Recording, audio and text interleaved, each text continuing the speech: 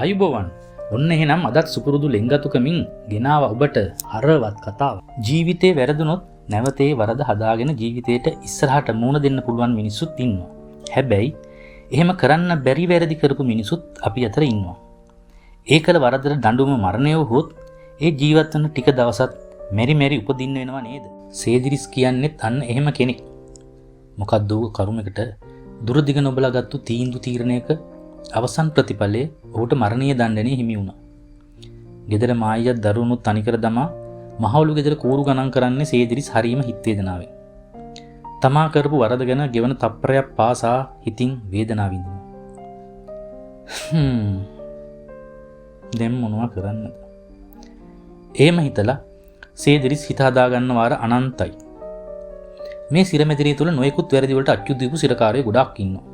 වැරදි කළ හෝ නොකළ පිරිස්ද ඉන්නවා. පුද්ගලික තරහ පිරිමහන්න සිරකාරයෝ කරපු මිනිස්සුත් මේ අතර ඉන්නවා. සේදිරිස් කියන්නේ හිතේ ආවේගයට මිනිසෙකුට ජීවිතේ අහිමි කරපු වරදකරුවෙක්. දෙවියන්ගෙන්වත් කොහෙන්ද සමාවක්. සේදිරිස්ගේ මරණ දඬුවමට නොදැනීම දින ලං වුණා. වෙන නගරයක තියෙන බන්ධනාගාරයකට සේදිරිස්ට ස්ථාන මාරුවක් ලැබුණා. එතනවත් නිවිහෙනෙහිල්ල ඉන්න තිබුණොතින් මට ඒ ඇති. සේදිරිස් එහෙම කල්පනා කරා. එහෙම හිතාගෙන ගියාට ඔහුට ලැබුණු සිරමැදිරිය මිහි පිට අපායක්. අඳුරුම අඳුරුයි. එලියක් පේන්න නැහැ. ජේලර් සේදිරිස්ව සිරකුටියේ දාලා ඉබ්බ දාලා නොපෙනී ගියා. සේදිරිස් කෑ ගහලා ඇඬුවා. මහා හයියෙන් ඇඬුවා. මේ කුටියේ ඉඳලා එහා කුටියට පොඩි සිදුරක් තියෙනවා. එහා කුටියේ හිටිය සිරකාරයාට මේ විලාපේ හොඳට ඇහුණා. අඬලා නවතිනකම් බලන් හිටිය අල්ලපු සිරකුටියේ සිරකරු සේදිරිස්ට කතා කළා. මේ ඇහුණද? තමුසේ කවුද කියලා නම් මම දන්නේ නැහැ. හැබැයි ඔය විලාප තිබිල්ලෙන් නම් වැඩක් නැහැ. මේක අපේ ඉරණම යාළු හිත හදා ගන්නවා. අනේ උන්නේ මට මේකේ මුකුත් පේන්නේ නැහැ. කළුවරම කළුවරයි. මේක ඉන්නත් බෑ. කොහොමද ඉන්නේ? සේදිරිස් නැවත විලාප තියන්න ගත්තා. මේ යාළු මගේ කුටියේ නම් පොඩි සිදුරක් තියෙනවා. ඒකෙන් තමයි මාත් එළිය බලන්නේ. තමුන්නෙහි කැමති නම් මම ඒකෙන් එළිය බලලා එළිය වෙන දේ හැමදේම කියන්නම්. සේදිරිස්ගේ හිතේ ලොකු සහනයක් ඒ වචන ටිකෙන් ලැබුණා. එදා ඉඳලා හැමදාම මේ ආගන්තුක මිතුරා උදේ ඉඳන් හවස් වෙනතම් එළිය වෙන හැමදේම කිව්වා. යාළු අද නම් ලස්සන දවසක්. හීනි පොදක් එක්ක අවුරැල්ලක් යනවා. අන්න පොඩි ළමයි ටිකක් බයිසිකල් පදිනවා. මිනිස්සු නම් අද පාරේ ගෙවසෙනවා වැඩි. ඈතින් පේනවා යාළු. බංකුවක් උඩ වාඩි වෙලා තරුණ ජෝඩුවක් හරි ලස්සනට ආදරය කරනවා. එහෙම කියද්දිත් සේදිරිස්ගේ තරුණ කාලයට සිත දිව ගියේ Tamanවත් නොදැන. හීනි හාමිනේට මං කොච්චර ආදරේද. ඒ කාලේ අපිත් ආදරෙන් හිටියා. කොච්චර අගහිගන් තිබුණත් Taman දෙපළ ආදරෙන් පවුල් කාපු හැටි, දරුවෝ හදපු හැටි එකක් නෑර සේදිරිස්ට සිහිපත් වුණා. Tamanටත් නොදැනීම කම්බුළු දිගේ රූරා වැටුණු කඳුළු ලෙල් සේදිරිස්ගේ සිත් වේදනාවට සාක්ෂි දරුවා. යාළු අන්න වාහන දෙකක් හැප්පුණා. කාටවත් තුවාල නම් නෑ වගේ. සෙනගත් පිරුණා. අන්න මෙන්න මරා ගන්නවා. උන්ට පිස්සුද මන්දා. මේ ඉන්න ටික දවසේ රණ්ඩු වෙන්න. ඒව වැඩක් නෑ යාළු.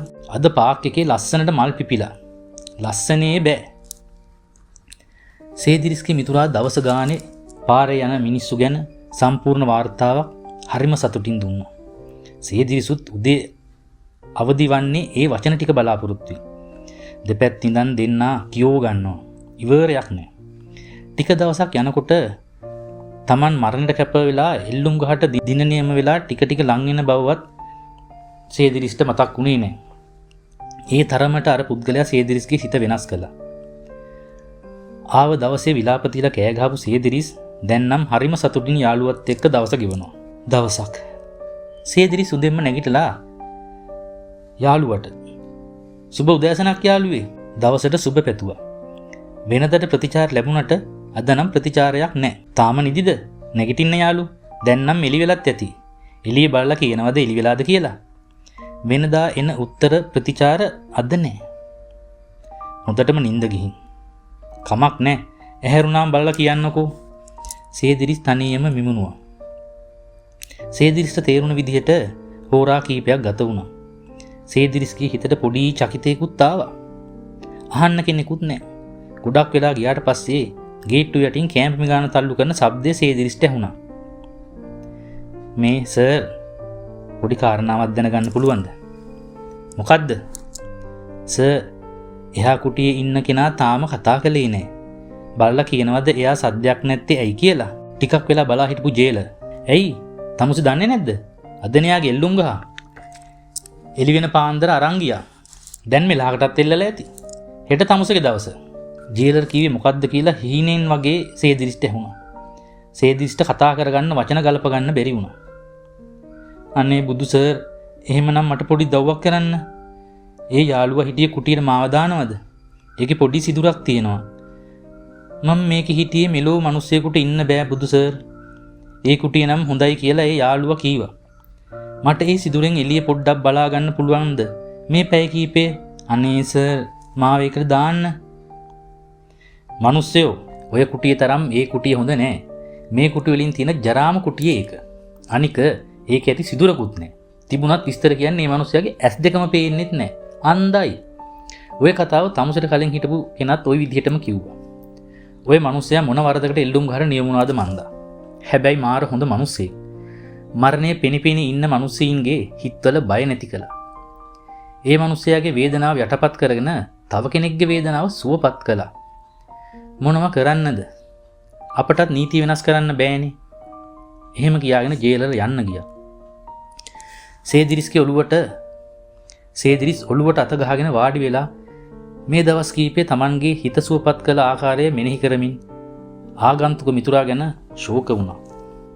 Tamanට ඔහුගේ දුක නිකන්වත් අහන්න බැරි වුණ එක ගැන ශෝක වුණා. සේදිරිස් නැවත විලාප තිලා කෑ ගැහුවා.